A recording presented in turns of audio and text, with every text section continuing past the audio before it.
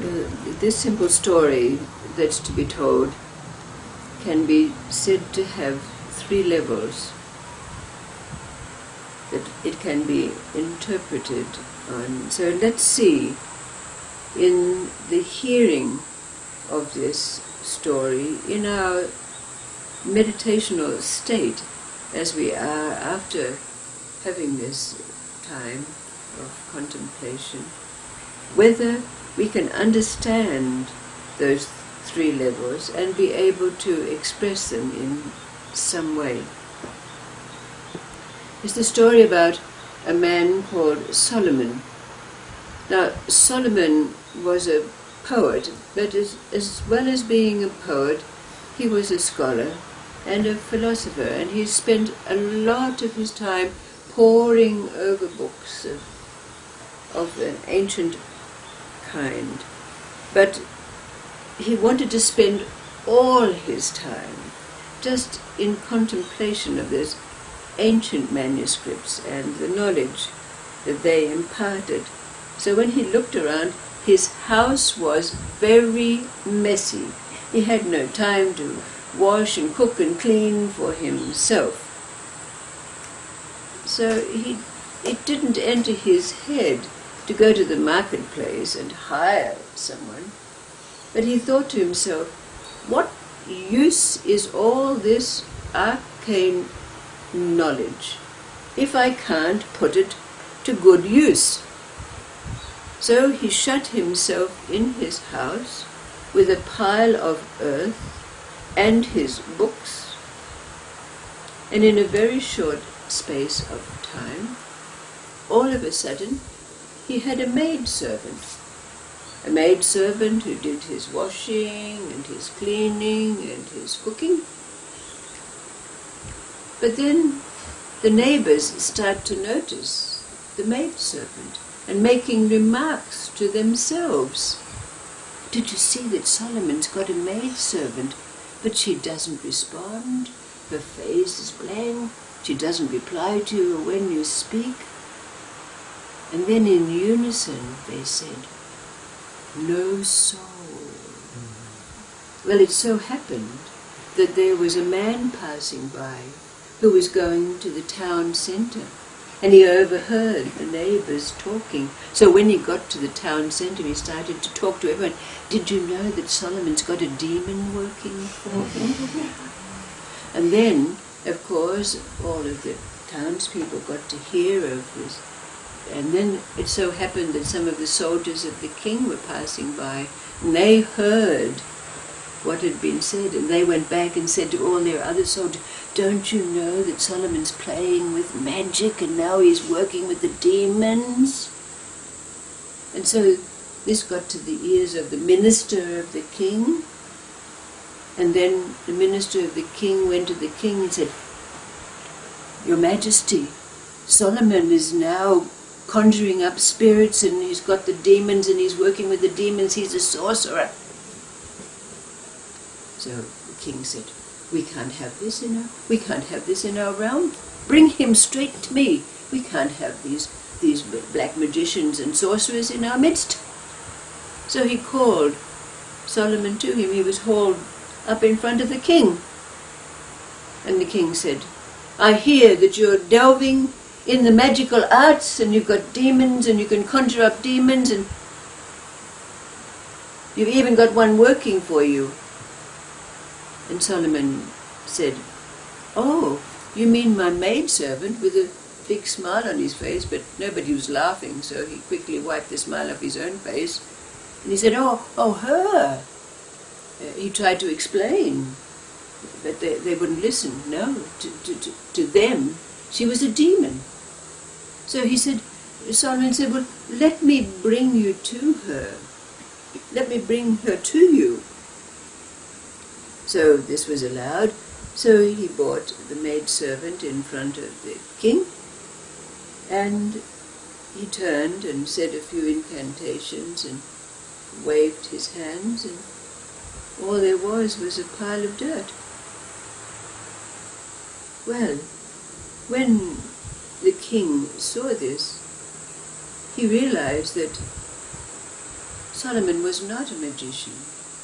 He was not conjuring up demons. So he was let to go quite free. But you know, Solomon, after that, after the division and judgment of all his neighbors and all of the people, he didn't dare to create another maidservant. So he had to do all his housekeeping for himself.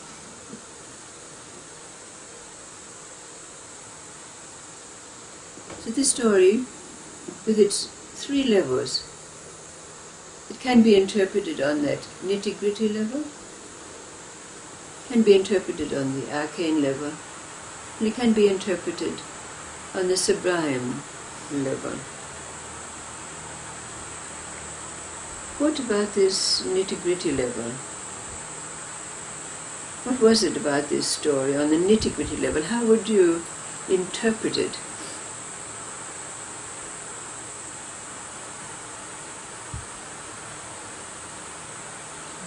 He's putting his knowledge to work.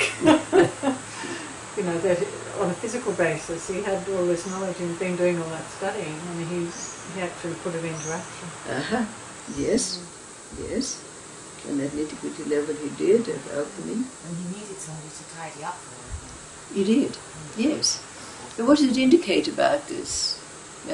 And sort of bringing it down to a nitty-gritty level. How many people have you met who outside they put on this wonderful face of prim and properness? They even maybe dress and make up beautifully. Their house is messy.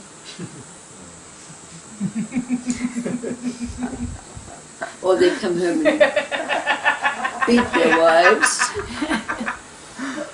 What is this an indication of? Integrity. Integrity.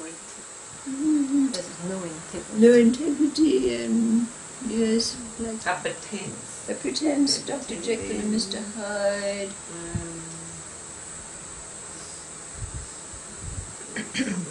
And how many people do we meet who we listen to them speaking and we just know this is a load of, you know what, they're not speaking from here, or this is not truth, this is just mouth sprouting.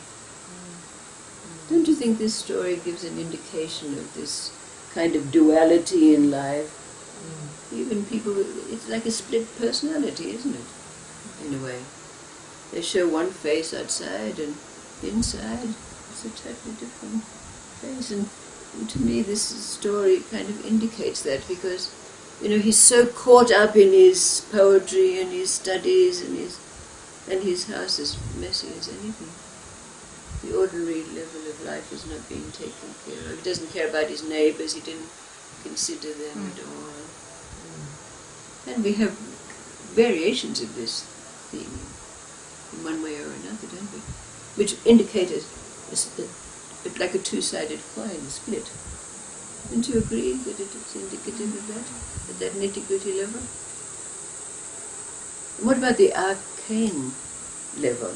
When we look at the story at that arcane level, and we recognize also that we can be speaking to people, or even in ourselves, and we can be mouthing nice things about them, and in our thoughts we think, I don't really like this person. Isn't it so? Isn't it so? So again, there's those 2 levels. Duplicitous, yes. And then on that sublime level, where in the end he has to do his housework for himself. What does it indicate to us in this level? He had to step out of his mind and make some unification of this too. Isn't this what has had to happen in our own life too? We lived in a time where our heart and our mind didn't jive. And over the years, people have come to visit me. And, in those days when there was transmission going on, it would be pointedly said to them, yes, your Buddha mind and the lotus are not joined. You have to bring them together. You have to put the Buddha's feet in the lotus. Once the Buddha's feet is in the lotus, it's natural progression that the Buddha is going to sink down and take his rightful place in the lotus of the heart. These are just words, but they define something that had to happen for us before us to be where we are. Isn't it?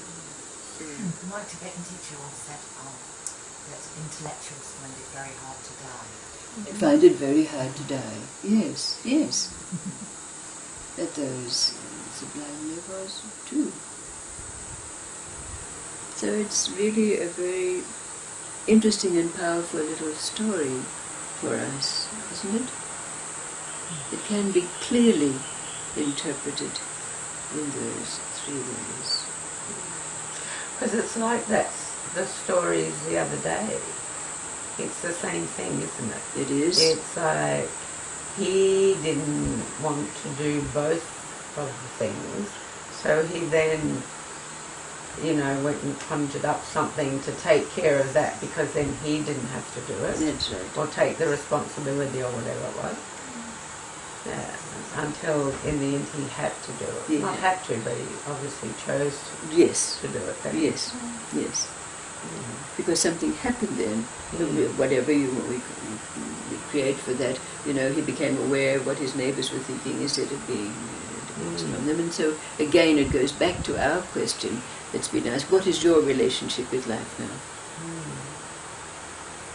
Or what is our relationship with life now? And we can get a clearer picture from stories of this kind. Because there is that open, there's nothing to hide, there's no secrets. What you see is what you get. What comes out of the mouth is according to this, not according to the conditioned mind. That's the difference. So again, a story to be pondered on in a sequence of stories. Thank you.